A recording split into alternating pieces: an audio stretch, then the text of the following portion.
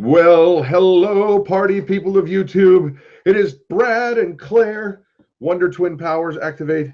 Form of Tech Talk Thursday. And I got to tell you what, guys, we have a really cool special treat for you. We're doing co-anchors, co-hosts for the Tech Talk. And we have Will from the Weekend Homestead here with us. And we are going to get all nerdy and crazy and awesome. How are you today, sir? I'm doing great. How are you doing tonight? Oh, finer than a frog's here, my friend. And trust me, that is pretty fine. I'll tell you, I've been on your live chats on Thursdays. I've tried to help doing stuff. And then one day you and I were texting. I'm like, why don't we just try to hop online together? Because you know a lot of stuff. I know some stuff. We can kind of geek out for a night, you know? You know, I'm all about the maximum nerdiness. And actually, I think that we might be pushing an 11 out of 10 tonight. I forgot my glasses, so we're only at a 10. So, well, we'll give people an idea of what you do in terms of your nerdiness. They may know your channel as the Weekend Homesteader, but they may not know what you do professionally. Sure. So for myself, I do a couple different things. Most of my time is dealing with software companies and hardware companies and building marketing strategies for them and doing stuff on social media. That's my day job. A lot of people don't want to hear about Excel spreadsheets and PowerPoint presentations and stuff like that. But I've been in the tech industry for almost 15 years now. I've actually, in the past, I worked for big companies like Best Buy and marketed for some really large organizations like Adobe and some of those. And in the process of that, I've been exposed to a lot of geekdom, a lot of gadgets, a lot of stuff. And I kind of naturally worked my way towards YouTube. And it kind of seemed to fit, you know, to figure out all these different ways that the programs work. And I have a channel on YouTube and I do some work on that. But actually, my bigger piece is I spend a lot of time working with channels offline, bigger and smaller, on answering questions that they have of what kind of gear, what kind of equipment, how to live stream, how to do all those things. So that's how I ended up actually meeting Brad, and he's given me a lot of information. I've given him a lot, and we're like, why don't we do this together sometime? So I agree, man. I think it's going to be awesome. And I see that we have 25 people watching. Let me tell you something, guys. This dude knows what's what when it comes to the back end, the inner workings of why and how different strategies work. He's worked with Boss of the Swamp. So tonight is a great night. We have some topics planned, but I would say that our time would be wasted if we don't ask as many questions as we can, guys, because I've learned a lot. We're good, you know. So I guess what we're going to do is we're going to go ahead and start to chat about some of the things we have on our list. But if you guys have any questions, feel free to send us on rabbit trails. There you go. So our first thing tonight was, a lot of you guys have been asking, how can I make videos with my phone? A lot of phones now have excellent cameras on them, and I'm actually shocked and stunned to see how good an iPhone 7 really is. It's even making me want to get, I've only got the, what, 6? Yeah, I have the version ahead of yours, and then the iPhone 7 is after mine. It's pretty ridiculous, and you can make excellent videos with your phone. And so we're just going to chat on that just a little bit. I don't know, what kind of phone do you have there, Will? iPhone 7. How without an iPhone 7? Yeah, phone envy right here. Here's the interesting thing about the phones. So let's talk about this for a second. So this GoPro, which is a little bit older, takes really good video. This phone actually takes better video. And quite honestly, the best camera to use is the one in your hand. Well, if you have your phone with you all the time, how easy is it to pull this out and make a video with it? So that's what I recommend to start people with, is start with your cell phone. Take pictures and photos, because pictures can go on Instagram and Facebook. Videos you can even edit on your phone and upload directly to YouTube from your phone, or you can put it on your computer and do work there. So you don't have to invest in all this expensive camera equipment or anything like that. You can just use your phone. And a lot of times, a lot of our videos that you see are shot right here on my phone. Yeah, and that's I love that you hit on it. The best camera that you can use is the one you have in your hand. And that is so true, guys, because even there's a lot of channels that have older equipment. You know, I even know some guys that are still using flip phones, for crying out loud. And you know what? They've got a strong content base. They've got a strong subscriber base. And I think the reality is that it's because of the content. It's not because of the tech. The tech is great, don't get me wrong, and the quality is really nice to have that. but people are not going to, you know, Pastor Joe Fox over at Viking Preparedness because he's got explosions and laser beams and 3D graphics. They're there for the content. And so I really appreciate that you're saying, hey, just get it going. The phone in your hand is a phone in your hand is worth two in the bush, right? Well, even more importantly than that, and a lot of people get hung up on this on YouTube. Some of the biggest channels out there, I hate to say it, don't edit their videos. Like they content, they'll turn it on and be like, hey everybody, I'm here to talk to you and interact with my device and whatever else and whatever. And then they just put it up. They don't have a fancy intro or whatever it is. And they have thousands of subscribers because what they're doing is interesting. That's the most important part about it. And everybody asks me, how do you make a great YouTube channel? How do you make all this money on YouTube? How do you do all these different things on YouTube? Quite honestly, it all starts with good content and have something interesting that people want to watch. That's the best way to start. I agree. And I've been saying this for as long as we've been doing the tech talks, and that's content is king. And no matter what, guys, people are going to find you if you've got something that's interesting to them. It might take a little bit longer, and Will and I will be able to share some shortcuts with this for you. But the bottom line is if you have something that's awesome to share, people are going to find you. And once again, while tech is great, content is king.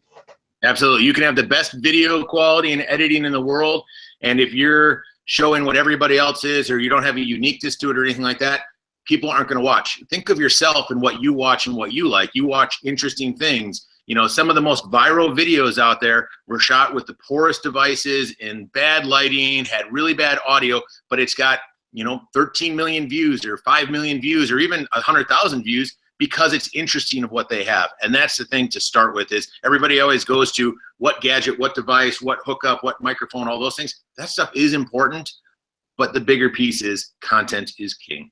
Absolutely. North Country Rich says, I'm launching my channel 1st of May and I need editing tips. Yeah, well, I'll tell you what, sorry, brother. There's not going to be too much editing today, but we do have some more editing stuff planned. Let's see. North Country Rich also says, love BFH. And Boss of the Swamp and Happy Day asks, what gets people watching, content or quality? Oh, LOL, you just answered my question. Can I jump in on the guy who's starting this channel and make a couple tips for him? Yeah, absolutely. One suggestion, and I've read a lot of different blogs and a lot of things on how to get started on YouTube, and a lot of people will tell you there's a magic bullet out there. There's things you can do to make things better, but there's no magic bullet of buttons to press. I will tell you this, though. One thing that YouTube definitely will reward you on is consistency. So before you start your channel, maybe record 10 episodes so that when you start on May 1st, you have a post on May 1st, one on May 2nd, one on May 3rd, and so on for like 10 days so that you kind of jumpstart it. If you look at any of the channels that are out there giving coaching tips and things like that, that's the #1 thing that they say is consistency. If you do it every Monday, Wednesday, Friday, that's what you do. If you can do it every day, even better. Something is better than nothing. Well, and to add to that, the reason why YouTube wants that is they want consistent viewers. They want to be able to predict what's going to happen. And if they can track X amount of viewers are going to this content, X, Y, and Z, they can target better advertising for revenue for themselves. Well, and also in turn for you. But when they can target that, they can predict better how growth is going to happen.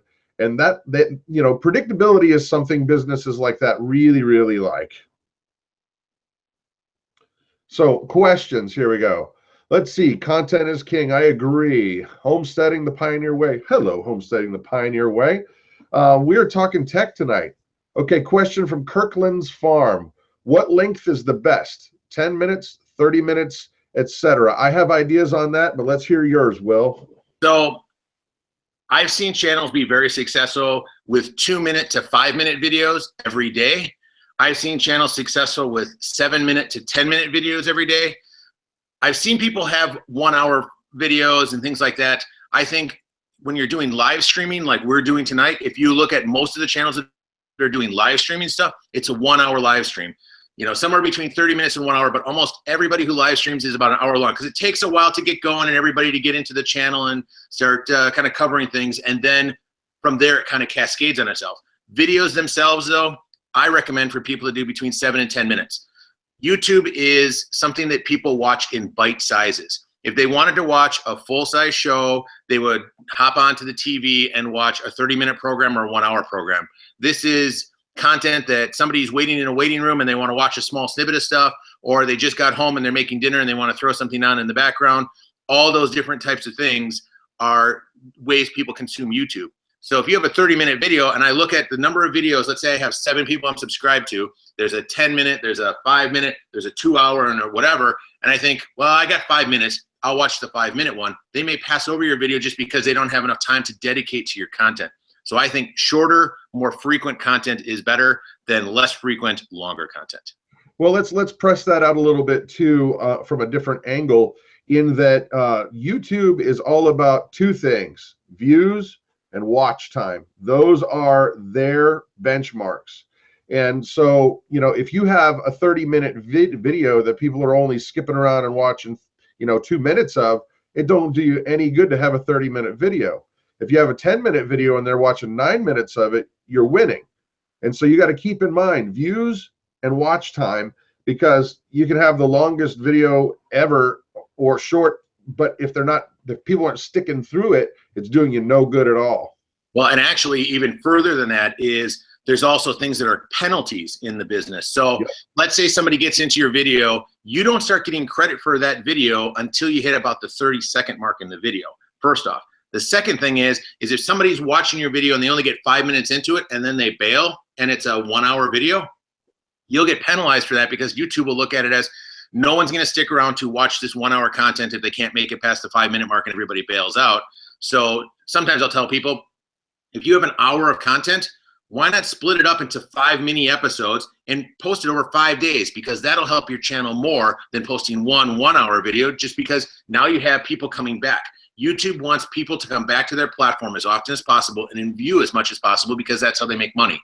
So if you have a 1-hour video and somebody watches it for 5 minutes and then bails on that 1-hour video, now you have a scenario where you're getting flagged the opposite way that you want to be, which is they're flagging you going, oh, they watched XYZ video and they didn't stick with it.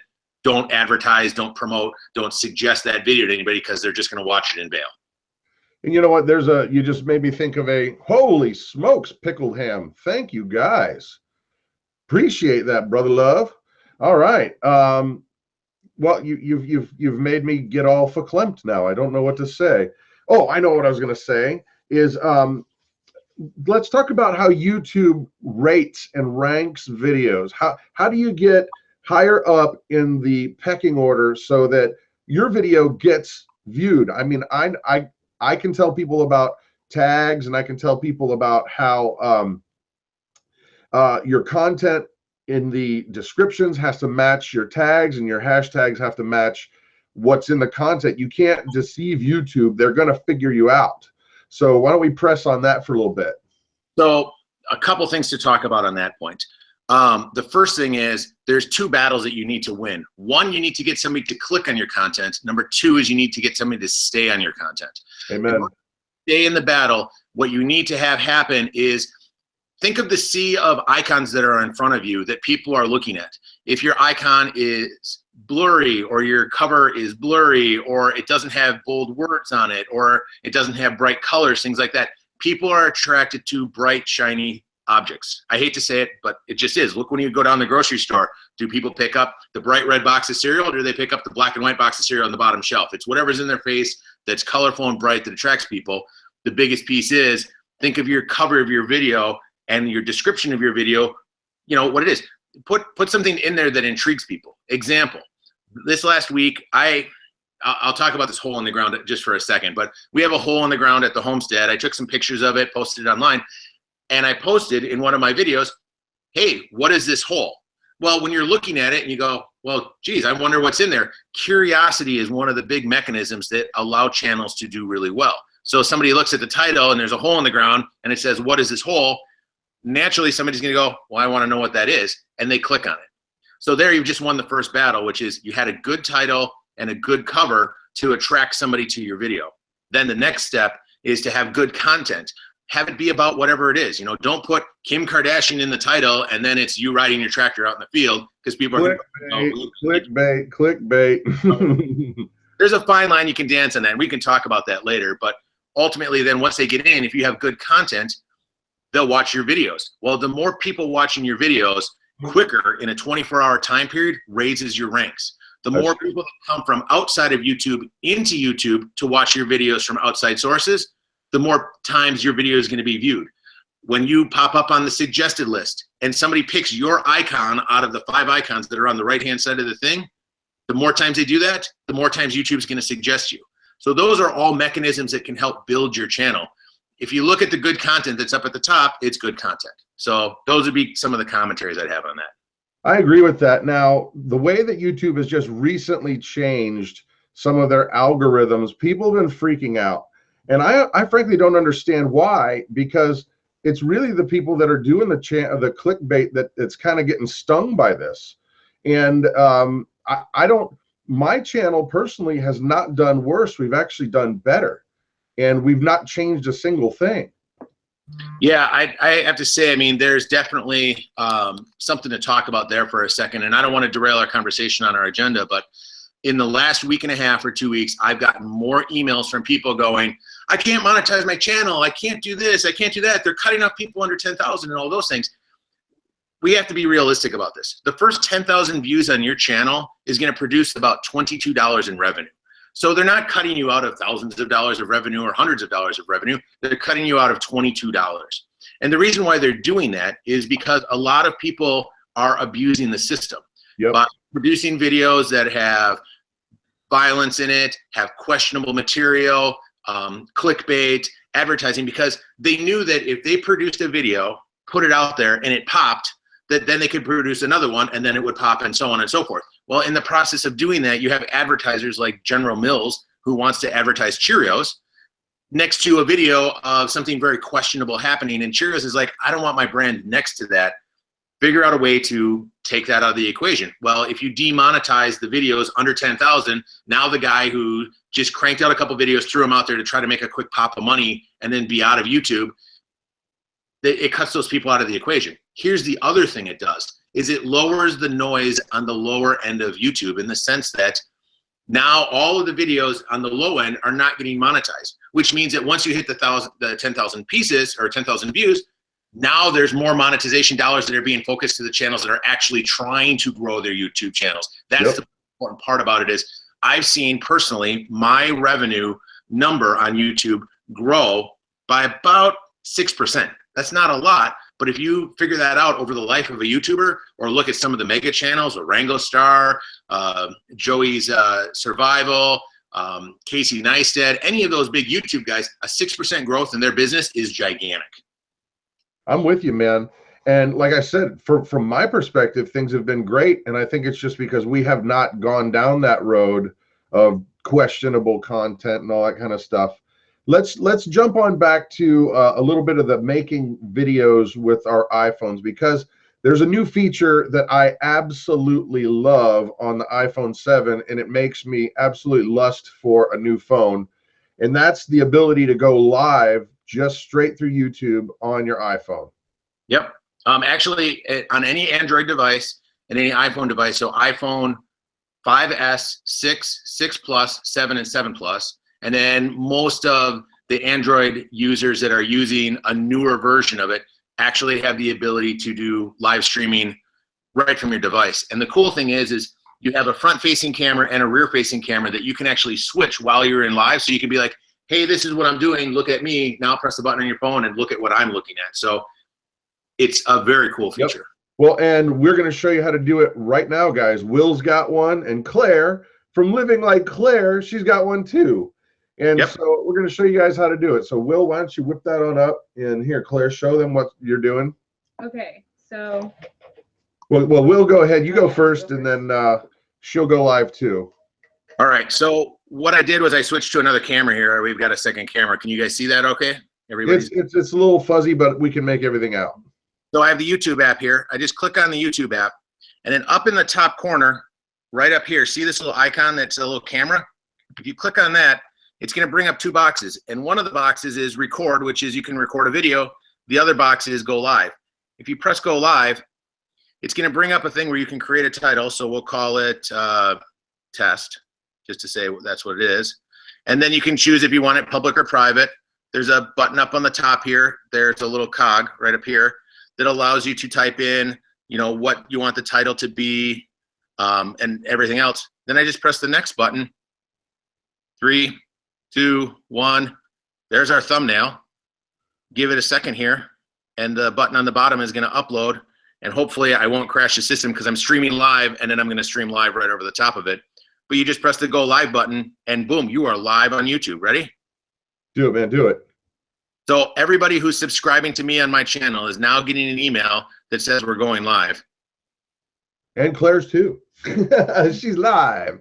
Check Here we that go. out. I'm going to set this up here and flip the camera around. And now if you're on my channel, so there's us there live. Here's us here live on my channel. And actually I've got people coming into the chat going, hey, how's it going? So right now, up in the top corner of the screen here, we are live on YouTube. Tells me how many people are around, what connections are there. You can see, like, my buddy Brad just popped in from Larson Valley Farm. He's there. So now we are live on live and so on. So that's really how that works. You can interact with your folks. You can do chat. You can do all of those things while we're live on the air.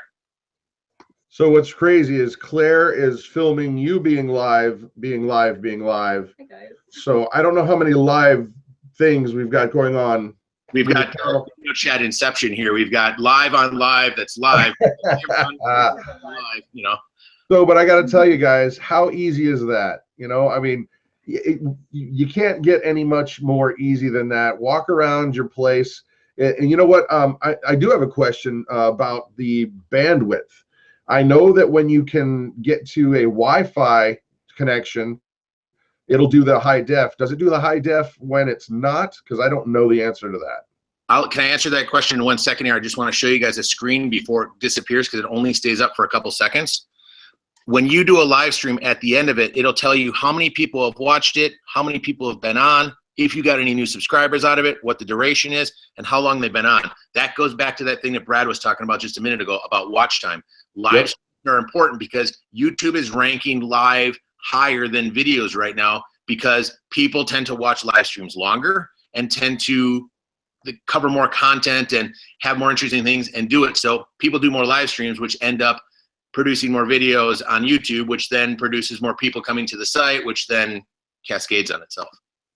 Okay, Happy Day says, so basically I need to upgrade my phone. I have an iPhone 5C old school. Yeah, well, you know, if that's the route you want to go, it does make it easy. Don Quixote says, check the cost of those phones. They're $700 plus. That is true. And I probably would not have one of these phones if I didn't have one of those programs where it only costs you a couple dollars a month, because the technology, it's everywhere, but it's not cheap. That's true. And that's exactly where I am too. I don't have, I mean, if I didn't have a deal with Verizon to get a discounted phone, I wouldn't have this phone. And the thing is like I traded in my iPhone 6 to get an iPhone 7. And the other thing is my work pays for it. So it's nice I can use my work phone on the weekends and evenings. That's nice. Don't tell my mom. She's a bottler, gardens and preserves, says, can little channels use that? Absolutely. It's technology for everyone. But there is a rumor going around that this is not available for everyone. At this point in time, I believe as long as you have 100 subscribers, you're able to do it, because YouTube does have a checks and balances that they don't want people who have 0 subscribers to all of a sudden start popping up live streams and video and really raunchy stuff and whatever, because that was a problem. They opened it to everybody. Then all these people who didn't have subscribers or didn't have established channels or anything like that started doing some really bad stuff on the live stream. So I believe the limit right now is you have to have at least 100 subscribers, which then puts you into the YouTube partner program, which then allows you to get into live stream. Yep. And for those people who are just jumping on, we've got a co-host tonight whose name is Will from the Weekend Homestead channel. And I would like to encourage you guys, there's 83 of you watching right now. And if you're not a subscriber to Will's channel, do me a favor, go ahead and open up another tab, jump on over there to the Weekend Homestead and hit that subscribe button, because tell you what, there's a lot of great content out there, and we want to bless those who are helping build the community. And Will's taking his time out to give us all these tips that honestly are invaluable to your channel. So once again, thank you. Brad, let me jump back to the question that you asked before I had to do that screen piece. You asked about bandwidth on your cell phone. Yes. You're going to do live streaming. Here's some of my experiences, and your experiences might be different depending on your carrier. I use Verizon, and with Verizon, and I think AT&T and T-Mobile also have 4G LTE. When you see the 4G LTE on your phone, you should be able to live stream off of your phone, no problem, wherever you're located. The only issue that you run into is if you're in a moving vehicle and you're switching from cell tower to cell tower and you're consuming a lot of data, it tends not to work well. So don't live stream while you're in the car, especially if you're driving. Don't ever live stream. But there are people that do that, and that is just plain stupid. Yes. So if you're in a stationary location, you have good cell service, you can live stream. The quality actually when you're using cellular, no matter if you're on 4G LTE or on 3G or whatever other services you have, it downgrades the video quality on there automatically because it's preventing buffering because YouTube wants you to have a good experience. What I recommend to people to do is turn on the Wi-Fi. So give you an example, a couple of weeks ago, we went to a diner up in Hayward, Wisconsin, which is up where our the homestead is. And I set up my camera and set up my everything, and I turned on live stream. And we live stream from this little diner right on the cafe. They're serving breakfast and the waitresses are coming around and even some of the serving staff hopped in and like, what's this? Hey, how's it going? And it made it something interesting. Because if you remember at the top of the show, what I said is content is key. So everybody, it's probably one of my best live streams just because I had the most concurrent people watching, hey, what's going on in this diner? Hey, this is pretty cool. What's going to happen next? Longest watch time. And most viewers concurrently were on that video because it was a unique location and we were talking about some cool stuff. Amen. And you know what? That really taps into the way that the human brain works. We're always trying to figure out what happens next. And that's how you get these game shows and you get all these different reality things that we all come away going, man, that was just dumb. Why did I watch that? But we're hardwired to find out what happens next. And I think that's absolutely key. For anybody who's making videos, let's say you're making videos that is about your chickens, okay? You got to think, how do I make it interesting enough, this content, to get across the educational part of what I'm trying to convey, but how do I get people to stick around long enough?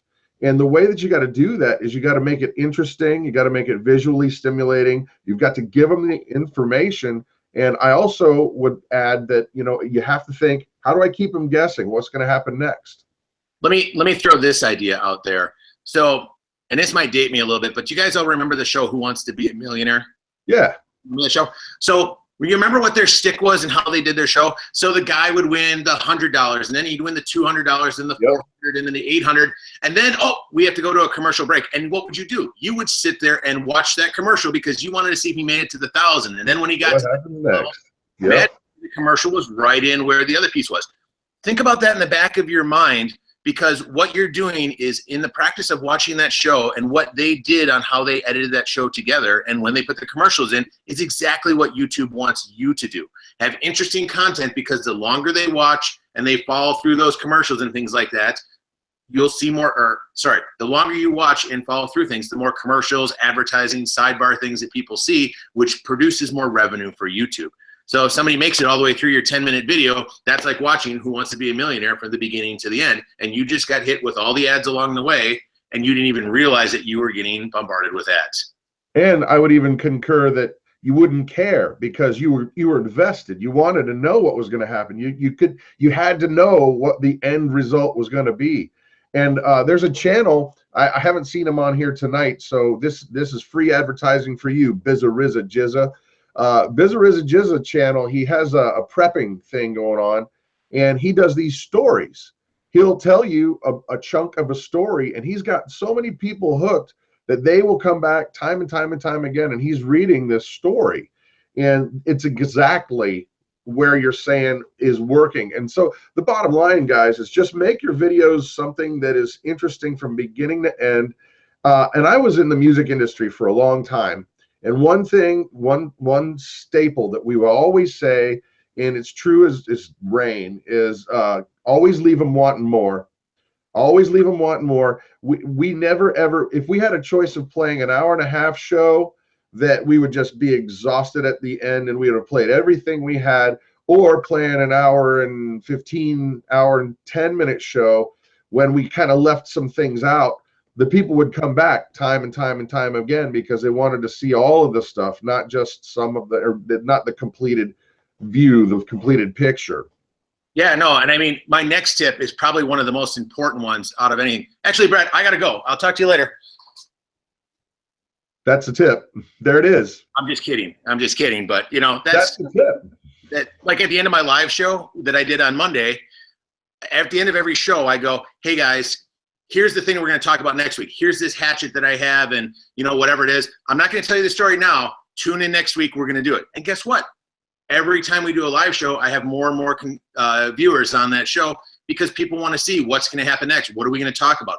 It's something interesting. And I'm not trying to clickbait or get anybody to, you know, do something dishonest or follow us because of whatever it is. It's like, hey, this is what I'm going to do next week. Just like this show, we posted online and we said, hey, we're going to do a chat to talk about all different things about YouTube channels, and we made a list and everything like that. And we were right up front and said, this is what we're going to talk about, and these are the things we're going to cover. And a lot of people joined in and went, yeah, I want to ask this or that or whatever. And here we are. We're doing it now. So everybody knew what was coming in, what to expect. If we got on talking about fishing, people would be like, wait a second, I thought we were YouTube. So, all right, well, we've shown, you know, the basics of how to jump online and do an iPhone live stream. And what's cool about that too, guys, is that it automatically archives that for you. So when your stream is done, that's a video that people can click on and come back to again and again and again. We've done those very successfully with making soap. We make soap. We made some fresh from scratch French bread last week. Tomorrow, our channel, we're actually going to be doing some, you know, spaghetti sauces and things with freeze-dried food, the Thrive Life freeze-dried food. And what's so cool is that it's so easy. It just basically, you do your show and then it's automatically archived. You've already got your tags and stuff in there. And if you're producing good content, then it's so simple. Well, one step further than that is, so it leaves that content, and we kind of made that generic icon, you know, when we did the cover and stuff like that. The piece that I would say is it saves it on your channel unlisted, which allows you to go in and put a better title in, or maybe you started talking about something on your live stream and then you ended up talking about something else. Give you an example, on Monday, we started talking about what we're planting in our orchard and the hole in the ground and things like that. And then all of a sudden I spent 15 minutes answering some questions about firearms because some people had some questions on that. So when I was done with the show and before I posted it for everybody to view, sorry, Brad, you're making me laugh. That was a commercial. BC Trucks here. I wanted him to see I got his mug, man. I love BC. Yeah, I'm talking here and I can see Brad, well, because it flips the channel back and forth. Yeah. I see him floating this cup by and I'm like, what is he doing? No, but you can go in and it saves it unlisted.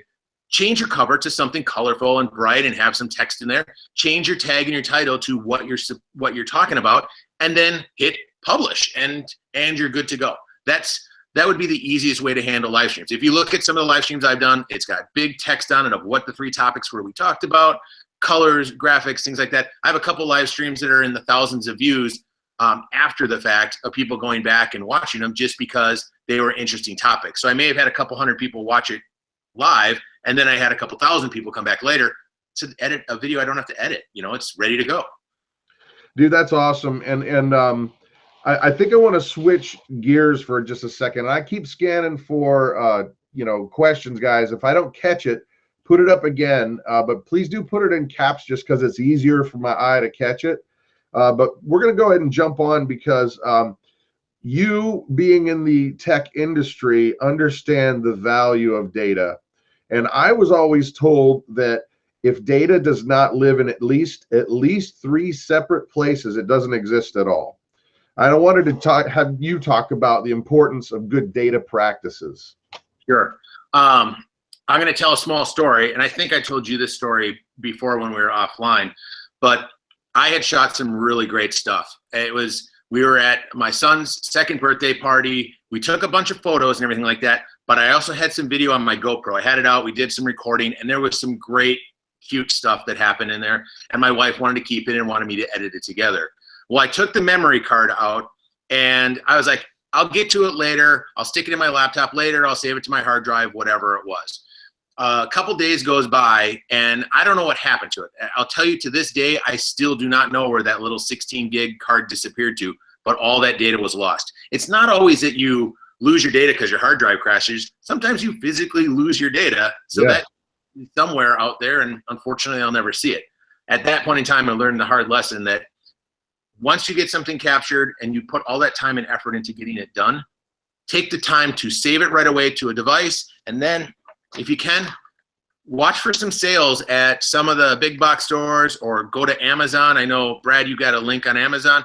Go to Amazon and buy yourself a cheap hard drive. They're cheap. I think I got this one for $44 on Amazon or something like that. It's not very big, but I save all of my data from my card into my computer while I'm waiting to edit, and then I save it on here as a backup. Because if I spent the whole afternoon or the weekend recording video, and then all of a sudden I lose that data, now I have to go do all that again, and it's a real pain.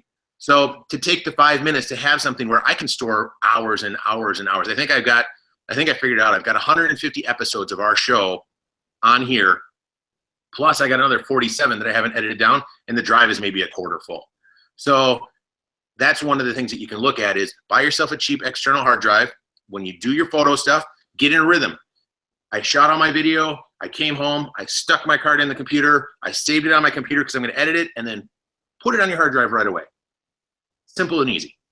Yep, and you will regret it. Trust me. I've had way back in the day when I was doing audio recording, had a small recording studio back when it was amazing to have an 8 gigabyte chip. That would have been amazing. No, I'm talking way before then, when you'd have like 2 megabytes and it was like $200 chip for your computer.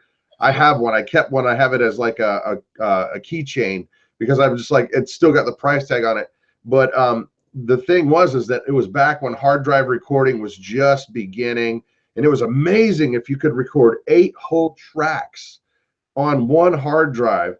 And I was recording this band, and we had not enough money to afford the second hard drive because they were very expensive, and we recorded for an entire week. Now, okay, this is like $90 an hour for an entire week, and I go to master their record, and poof, the hard drive dies.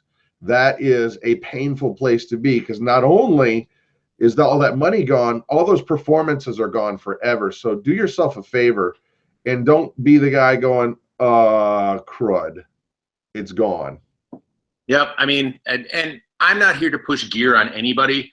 I mean, at the top of the show, I said, if the best camera is the camera in your hand, all I'm saying is spend a small amount of money. It's a small investment. You can even find used hard drives on Craigslist if you're just getting started and you don't have a lot to spend. I know there's cloud storage systems out there, like I think Dropbox is a service, and I'm not here to tout any service, but Dropbox has 10 gigs, I think, for free. Google has 1 or 2 gigs for free. There's places out there where you can put your data as a safe place. At minimum, I recommend to people, when you take your data off of your card and you're done editing and you have the final version that you spent all that hard time on editing and doing whatever you're doing, and you put it up to YouTube, take that end file and save that somewhere. Because what happens if your YouTube channel accidentally gets deleted? What happens if you want to start putting that stuff on another source like Facebook or on Vimeo or some service that we don't even know of today? You could easily go back to that hard drive, plug it in your computer, and instead of having to re-edit a bunch of stuff, now you've got a heap of content that you can put somewhere else. You know, this wasn't actually on our list of chat items, but I'm just curious because I have opinions on what I'm getting ready to ask you, but I'm interested to hear what you would say. What are some of the things that a very beginning channel should make practice right off the bat? Couple items is, first off, well, I guess let me clarify the question for a second. Are you talking how to capture data and using videos and things like that type of best practices, or are you saying best practices on what to do with your data once it's captured? I'm even saying just what to do as a new YouTube channel. So for example, one of the things I would recommend for a new channel is set expectations firmly where they belong, and that's low. because it takes a lot of work to get going on YouTube, that kind of stuff, those kind of tips. The biggest one that I tell people right out of the gate, because I fall into the same trap myself, and I look at the amount of time and effort that I put into YouTube. You have to put the effort into doing it to get the effort out of it, in the sense of you have to, no one is an overnight success. There's very, very few channels. I mean, there's a couple examples where somebody starts something and a year later they're at 4 million views. I can think of one channel, which is the What's Inside channel. They, you know, they started out in November of 2016 with 0 subs, and today they have 4 million subs. But what did they do? They found they're going to do the exact same thing I'm going to tell you, which is they found a niche that they thought was interesting, first, and then the second item is that they thought other people would find interesting. Because if you don't like what you're doing, the likelihood of you doing it over and over again is very, very skinny. So ultimately, they found, hey, let's do these science projects with the kids and cut these things in half and let's record them. And then they started recording them and putting them together. And then they found out other people were interested in it. So then they started doing it because they got encouraged by other people, and it kind of builds on itself and makes it exciting. So the first thing I tell starting YouTube channels, and the most important thing, is do something that you like to do and that something you think somebody else would find interesting. If you are a metal worker and you do metal and it's your hobby and it's your passion, do that. If you're a gardener, if you are into painting, if you're into hunting, if you're into Bible and scripture, if you're into, you know, whatever the topic may be, find something that you find interesting and tell people about it. Because ultimately, people are going to watch things that you're interested about, especially if you have a passion in it. If I said, hey, watch my channel about painting, and I'm really bad at painting, and it's a struggle for me to do it and everything else, it's probably not something that somebody would watch. That's the first thing. Yeah. One second item, which is get consistent, in the sense that set a goal for yourself. I'm going to post a video once a week. I'm going to post a video twice a week. I'm going to post a video every day, and hold yourself to that standard. YouTube likes consistency. Whatever that consistency is, stick to it. If you always, every Tuesday night, you edit your videos and post them, then do that. But having a regular rhythm is another piece, because the more times you do something, the better you'll get at it. When I first edited videos, they were horrible. If you look at some of the biggest channels and you look at the first videos that they ever produced, they are really bad. And then as you watch them continue to go and continue to grow, they get better at their craft. You can do the same thing. It just takes practice. Nobody goes from bouncing a basketball for the first time and playing in the NBA tomorrow. This is the exact same thing. I agree. And one of the bits of advice I constantly dish out is that when I've shot and edited my video, if I'm watching it and I would not, me personally, I would not invest the 2 minutes or 5 minutes or 10 minutes, however long that video is.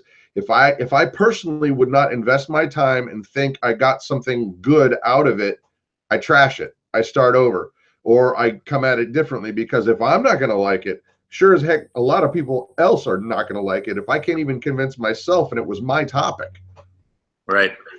So other things, you know, I love the consistency, and that is one thing you hear even the big channels all again and again and again. They just, the mantra is just keep uploading, just keep uploading, and whatever frequency it is that you feel like you need to do. But one thing too that I found is extremely helpful is getting to know your subscribers. And I don't even like really that word. They're viewers. Because we've transcended. It's not some distant thing out there. I know BC Truck. I know Brad. We're buds. We talk. There's a lot of, you know, viewers that we actually get to know. And I think that's one of the cool things about YouTube is that you know, you've got to be on guard from the weirdos of the world, but you can really engage in a different level that TV can never do. I mean, right now we're having live chat, which that builds a community a lot faster than somebody watching a TV show. It's a single point. It's like you get what the TV's showing, and that's it. But here you're able to engage, and you're able to engage not with just the show, but other people who are like-minded. And I think that building your community is absolutely just as important as the other two items, just because you'll find people that will go to bat for you. and then they'll tell other people about you. When you get people that really like your content and they're passionate about what you're doing, that's invaluable. Well, and there's another factor to it, which is it's actually really cool. I mean, there are people that I have never met. I only know them by their handles. But I'll tell you, Rick Green, I'll use him as an example. He started subscribing to me when I had maybe 100 subscribers. I was really nobody. And still, in the grand scheme of things, I'm just a small channel getting going. I spend more time working on other people's channels than my own. But Rick Green was there, and he has commented on every one of my videos. And I know when his birthday is, and I know like the stuff he likes. And he kind of jokes with me on certain things like, oh yeah, you can't start a campfire again, or those types of things. And you start a dialogue with people. Ultimately, people get into YouTube for two reasons. One is to build a community of people to give your message out or to share your hobbies, your goals, your dreams, your aspirations. And the second one is people do YouTube to make money. That's really what kind of the two big ones are, is build a community and get a message, or figure out a way to make money. I will tell you this, and this might not be a very popular response, but in my opinion, for the first year or two that you do YouTube, don't even think about the money. For every 10,000 views that you get, you'll make $22. So if you're thinking of making a whole bunch of money and doing being the next YouTube millionaire, whatever it is, it's very difficult to get there. It's not impossible. But for the most part, people get really discouraged by that because they're like, oh man, I've done 50 videos and I've made $25 or whatever it is, and it's gonna take me forever to get somewhere. Okay, don't focus on that part of it. Focus on the other part, which is the part you probably got into YouTube in the first place, which is sharing your message, building a community, making connections with people. Start there, and what'll happen is if you do it right, at some point in time, you will continue to attract people to your content, to your ideas, and what your message is. And at that point in time, people will identify that content, and you will start to make money doing it. But if you focus on the money part of it, and it's all about the commercial aspect of it, people, I don't want to say can see that, but it gets discouraging really quickly when all of a sudden you have the expectation, I'm going to make $1,000 a month on YouTube. Well, in order to do that, you need to produce about 1 million views a month. As a starting YouTuber, it's going to take a long time to get there. Yeah, I'll be straight honest with people, and it's not popular. But at the same point, it's a great thing to build community and get your message out there. Yes, you can be successful at YouTube in a lot of different ways. Just make sure you think of that when you're looking at YouTube. Yeah, we've got a question from Happy Day. Is it better to have one theme like hair, sewing, painting, etc., or is it okay just to post a bunch of random things? Now, I want to answer that from my perspective, and then I want to hear what you have to say, because our channel is straight up in that conundrum. My channel, my family's channel, does a lot of different things under the umbrella of homesteading. Homesteading, in my mind, means being as self-reliant as you can possibly be with your situation that you're in. And that could mean cooking from scratch. That could mean dealing with chickens. That could mean learning how to milk a goat. That could mean a lot of different things, animal husbandry, and they all fall under that umbrella. And I think that it's been a double-edged sword for our channel, because there's so many things that people find something they like the cooking videos. I know who's going to show up when we do cooking videos, and it's definitely not the prepper people, and it's definitely not the people that like, you know, the mechanical stuff or the chicken videos. But in the long run, I think, now this is just my opinion, I think that in the long run, as we grow, it gives us a better base to come from. Now, that said, I do think that the niche channels have a lot easier way to get big quicker. And that's my thought, and it's totally theory because we have yet to experience that. It's just me thinking that. I think in my experience, there's really 3 types of channels. There's monotopical, multi-topical, and vlog. And I'll start backwards with vlog.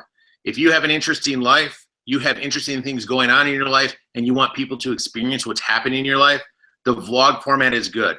The only commentary I'd make on the vlog format is you can't have gaps in your thing, because people want to know what I'm doing today. People want to know what I'm doing tomorrow, the next day, the weekend, next week, next month, so on. So you have to have a consistent schedule. If you vlog on a Tuesday and then you don't come back to it again till a week from Thursday, all of a sudden you have this huge space of time. The vlogs that are the most successful are people who vlog every day, talk about their life, talk about what they're experiencing.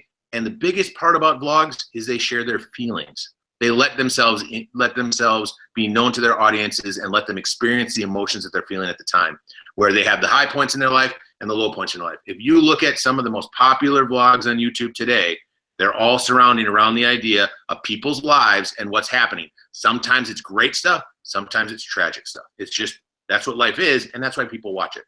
The second item is multi-topical.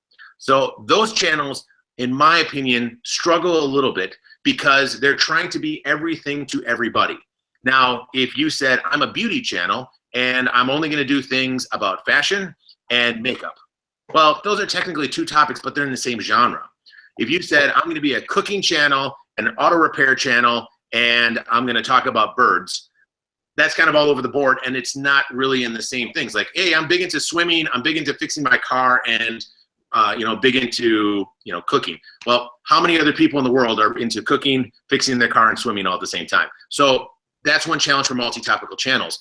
If you have a channel that is multi-topical, but it's all in the same genre, like Brad is, where you have cooking, gardening, beekeeping, homesteading, chickens and animals and things like that, people who tend to do that stuff tend to be interested in those things. So you have the ability to switch through it. So if you're going to be multi-topical, stay at least in your genre. The last type of channel to talk about is the monotopical, which is a single topic.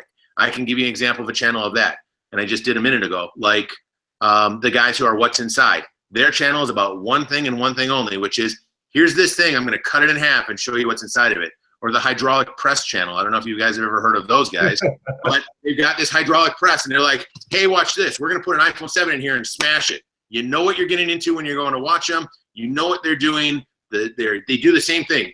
If you look at every one of their videos, it starts out, and I can tell you without even watching it what's gonna happen, which is their logo comes up and it does its little thing, and then the guy puts whatever it is inside the machine, they play some music, and the thing comes down and presses it down, and they show it in slow motion a couple times, and then they zoom in at the end, and that's the end of the video.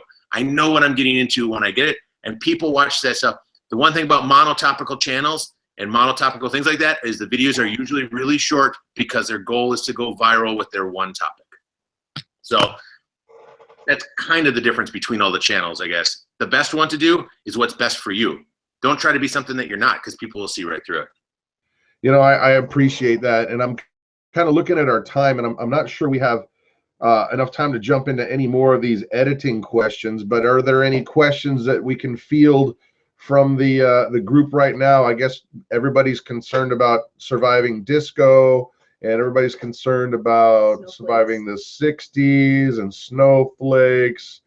BC Truck says, I have one video that is my highest revenue producing video, and I'm racking my brain trying to figure out how to reproduce those views. Aren't we all, brother? What made that one hit, Well, even more interesting, and this is kind of the part that's kind of crazy for me, is you don't know what's going to hit necessarily. Like the one video that I did the least amount of editing on, the least amount of time shooting, the light was really poor, and everything else has 19,000 views on it. And a video that I spent 2 days shooting, multiple cameras, putting stuff together, has 1,500 views on it.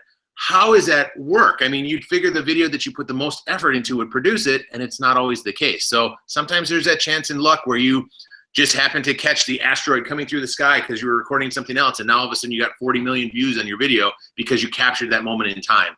Sometimes those things happen.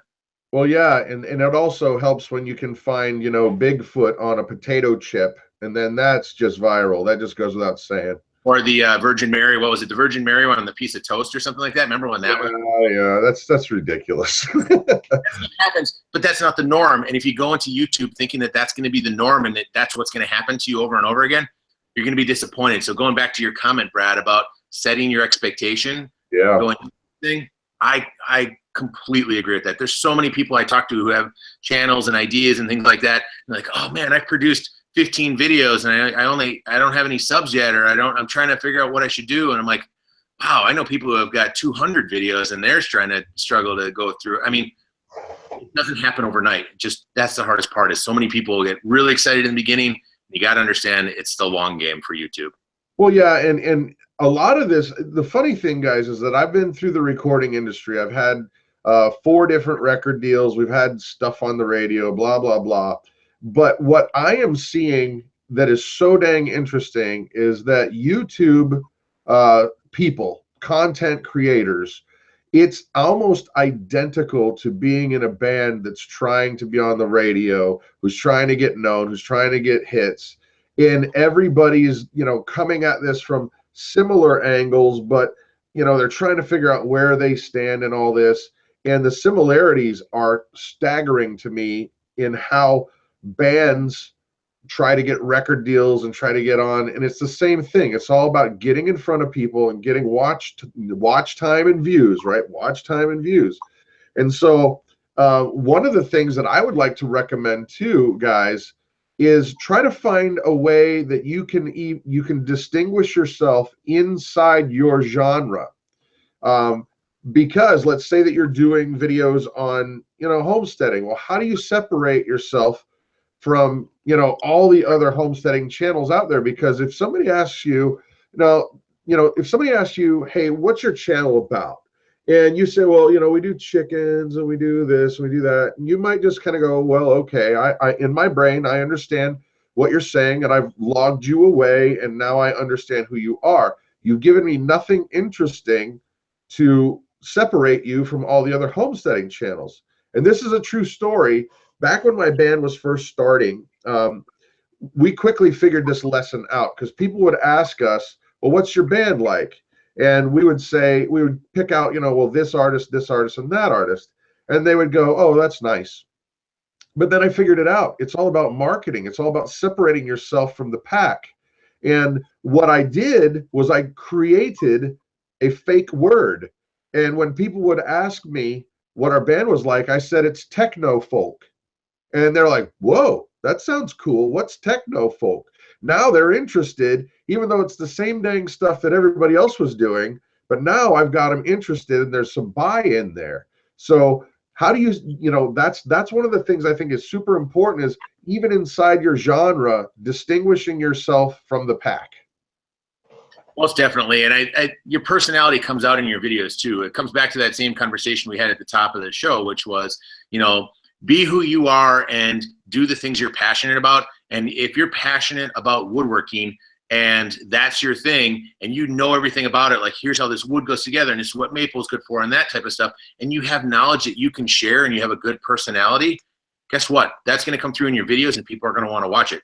If you are the most excited person about chickens and you go at it that way and say, here's the things I like about chickens and here's the information and here's what I've learned and so on and so forth, I will almost even say the video quality and the audio quality could potentially be somewhat poor in comparison to the super polished product out there. But if it's interesting, I guarantee you I'll watch it, Brad will watch it, everybody will watch it, because it's about what we said at the top of the show, which is content is key.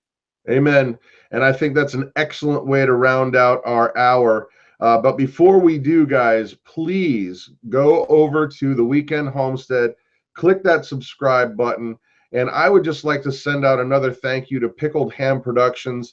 You, sir, get the hats off to you. Thank you, thank you, thank you. Awesome card award of the day.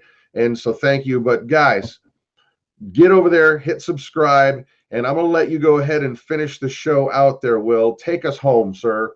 I have one last thing to say. I just checked the video, and we're at 77 thumbs up. One of the big things to do with your channels is to get your subscribers, get your viewers to hit the thumbs up. So here's what I'd like to ask. Before everybody leaves and before everybody jumps over to my channel to subscribe, do me a favor, hit the thumbs up. That helps channels out. YouTube looks at that as engagement. If you get comments on your videos, if people like what you're doing, if people share your videos, if they hit the thumbs up, hit the thumbs up. We've got 17 more thumbs up to hit 100. Let's see if we can do it. That's it's a thumbathon. Yeah, it's a telethon. We've got 14 left to go. 14 left to go, people. Here we go. So I only have 2 thumbs. What am I going to do, Pat Sajak? but honestly, let me end it with that, which is ultimately supporting the subscribers that you subscribe to, commenting, giving thumbs up, sharing their videos are important. And if you have content that's good, your subscribers are going to do the same thing to you. And that's the most important thing, to spread your message out there in the world. Dude, well said. Don't 8 forget. left. 8 to go. Come on now. Well said. And I think, are we going to be able to do this next week again? Most definitely. All right. So will be back for at If least we get 100 thumbs up, next week I'll be here. How's that? Booyah, booyah. All right, guys. Well, thank you so much for stopping by. Don't forget to jump on over to Will's channel. You'll not regret it. And next week, we're going to have tons more great information to grow your channel quicker and engage in community. And that's what we're really all about. So you guys have a great night. Thank you so much. Peace out. Goodbye.